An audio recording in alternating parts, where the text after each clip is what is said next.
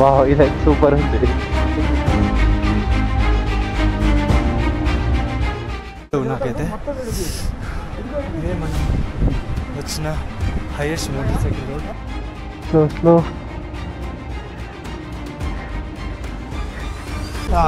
So మేమైతే ఇప్పుడు van కనిపిస్తుంది కదా, ఇందులో మా బైక్స్ ఎక్కిపోతున్నాం. వీళ్ళే కూడా 2 KTM బైక్స్ ఉన్నాయి.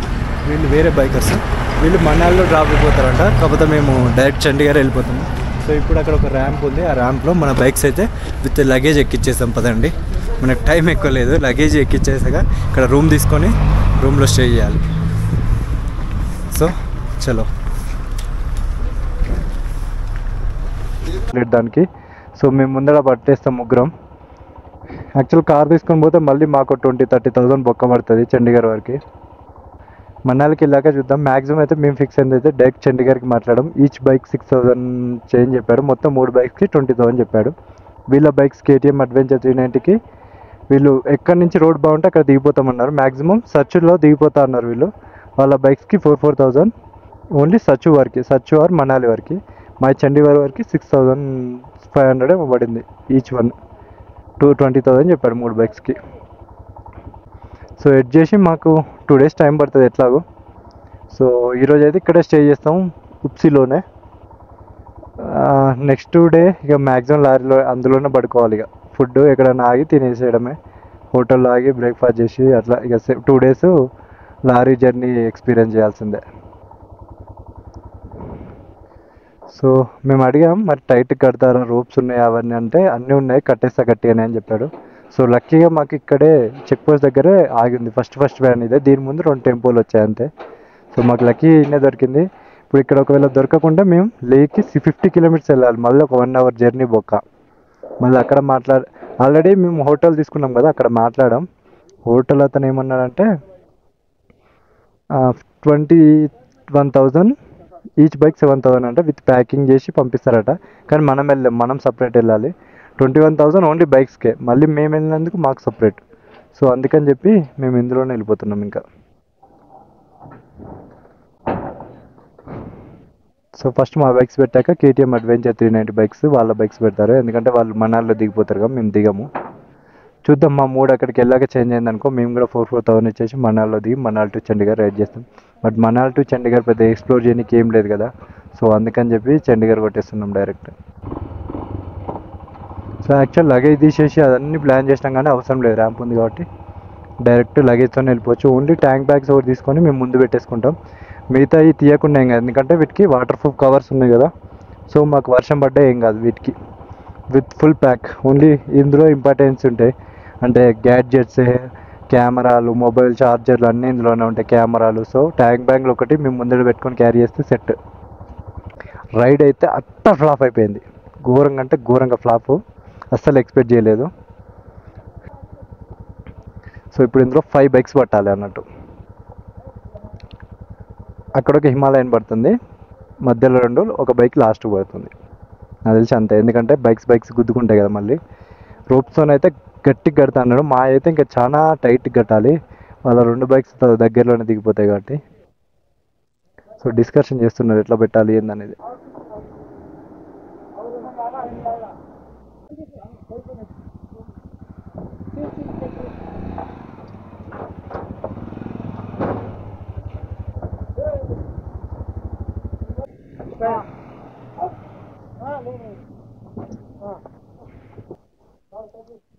ఓకే, నా బైక్ తీసుకొస్తా.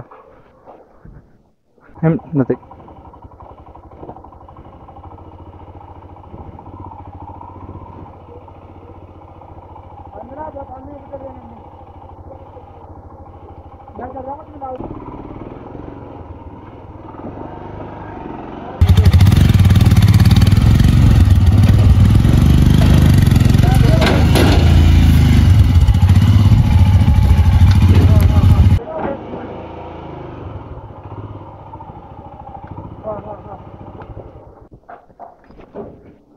తర్వాత సెట్ చేద్దాం. ఫ్యూయల్ క్యాన్లు కూడా తీసేయాలి లంచ్. Thank you bro. తీసేద్దాం బ్రో, బైక్స్ కదా అన్నీ. సో ఇప్పుడు KTM బైక్స్ వాళ్ళు వచ్చారు. మహారాష్ట్రకి పార్సల్ చేయాలట దీన్ని. మనాలి నుంచి మళ్ళీ చండీగఢ్కో ఢిల్లీకో రైడ్ చేసి అక్కడ నుంచి మళ్ళీ పార్సల్ చేస్తారంట ఈ బైక్స్ని. అడ్వెంచర్ 390కి సెంటర్ స్టాండ్ అయిపోవడం ఏందో నాకు అర్థం కావట్లేదు.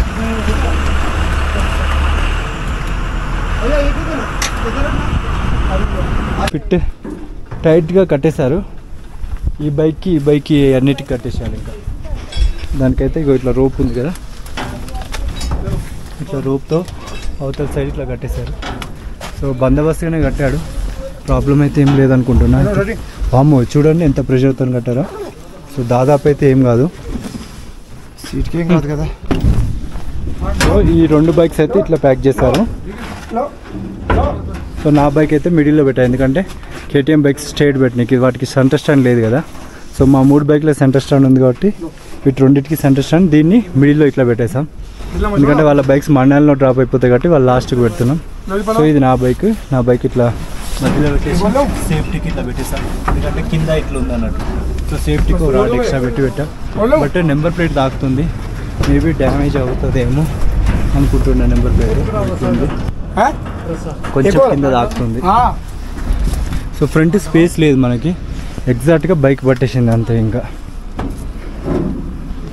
సో ఇలా అయితే ప్యాక్ అవుతుంది. చూద్దాం ఎట్లా టైట్ చేస్తారంట. దీనికి ఓన్లీ 2 బెల్ట్స్ ఉన్నాయి, దీనికి రోప్తోనే కడుతున్నాడు. టైట్ కట్టమని చెప్తున్నాను మరి, ఎందుకంటే రోప్తో కడుతున్నాడు. ఇట్లా బెల్ట్ లెక్క, బెల్ట్ అయితే నా దగ్గర ఉంది, నేను హ్యాండ్ లెక్క వేసుకున్నా. సో ఇలా కడుతున్నాను రోప్తో. చూడండి, సో ఇది స్టోరీ. దీనికి డ్యామేజ్ కాకుండా ఒకటి మెటల్ షీట్, ఇది థర్మాకోల్ షీట్ పెట్టాను, ఎందుకంటే ఇది ఆంతుంది. దీనికి ఈ ప్లాస్టిక్ కదా పగిలిపోద్ది అని చెప్పి ఇట్లా పెట్టేసాను. దీనికి అవసరం లేదు, ఎందుకంటే దీనికి ఏం సేఫ్టీ కార్ లేదు.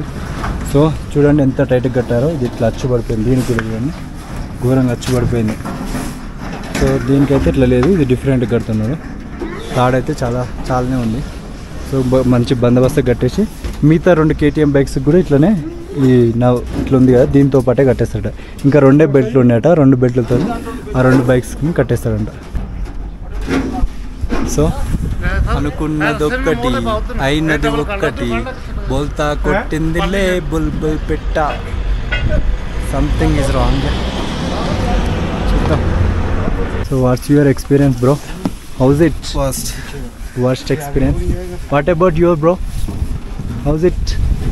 awesome, fantastic, mind blowing. Worst experience.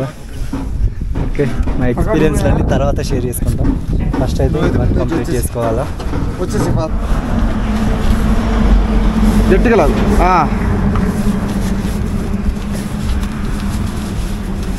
అయిపోయా అంతే.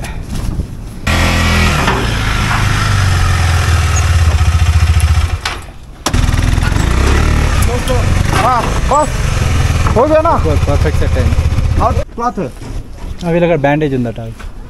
పాపం అతను హెల్ప్ చేయని పోతే ఫింగర్ టైర్ కింద స్టక్ అయింది, హీల్ మొత్తం డేంజర్ డ్యామేజ్ అయిపోయింది.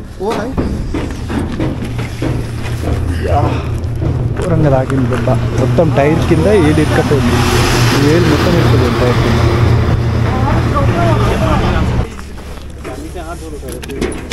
ఇట్లా అయిపోయింది దెబ్బ పాపం.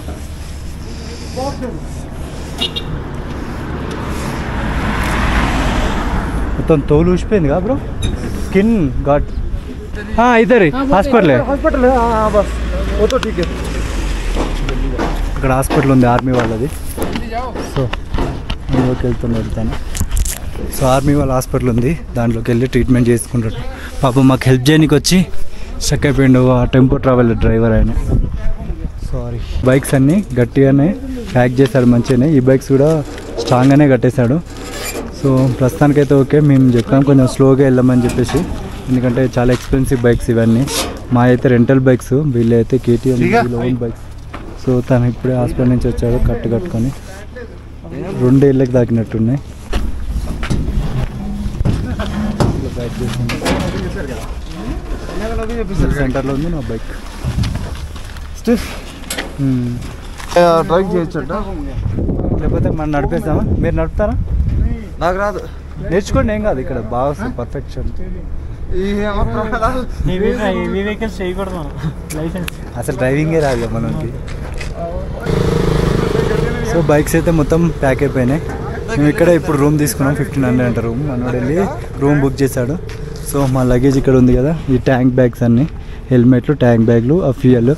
సో ఇవి క్యారీ చేసి రూమ్లో పెట్టేసుకొని పడుకోవడమే, పెద్ద ఏం లేవు. ఇంపార్టెంట్ అన్నీ ట్యాంక్ బ్యాగ్లోనే ఉన్నాయి. మార్నింగ్ 5 o'clock ఇక్కడ నుంచి ఓపెన్ చేస్తారంట. సో మేము 4:30 4:45 అట్లా వచ్చి వ్యాన్ ఎక్కేయడం. ఇక వ్యాన్లోనే ముందు కూర్చొని చండీగఢ్ వరకు వెళ్ళిపోవడమే. మన్నాల్లో మాకేమన్నా మూడ్ చేంజ్ ఉండాలనిపిస్తే మన్నాల్లో దిగేసి రైడ్ చేస్తాం, లేకపోతే చండీగఢ్ వరకు అట్లనే వెళ్తాం. సో ఇది ఫైనల్ ప్యాకింగ్. आपका पेट्रोल कुछ है क्या? मेडिकल रूम में इसका और उसका पेट्रोल है मेरे पास. మా 3 బైక్లలో ఫుల్ ట్యాంక్లే ఉన్నాయి, ఎందుకంటే లాంగ్ వెళ్తున్నాం కదా, అన్ని ఫుల్ ట్యాంకులు చేపించేస్తాం. సో ఈ వ్యాన్లోనే మా ప్రయాణం. రేపు మార్నింగ్ 5కి వచ్చేసి ఎక్కాలి, అంటే 4:30కి అట్లా లేచి ఫ్రెష్ అప్ అయ్యి వ్యాన్ ఎక్కేయడమే మేము. సో ఈ టెంపో డ్రైవర్ మాకు హెల్ప్ చేసింది, బట్ కొంచెం దెబ్బలు తాకినాయి ఆయనకు పాపం. ఇవి బైక్స్. సో బైక్స్ అయితే మొత్తం సెట్. మేమైతే ఇప్పుడు లంచ్ చేయలేదు, మార్నింగ్ నుంచి బ్రేక్ఫాస్ట్ కూడా చేయలేదు.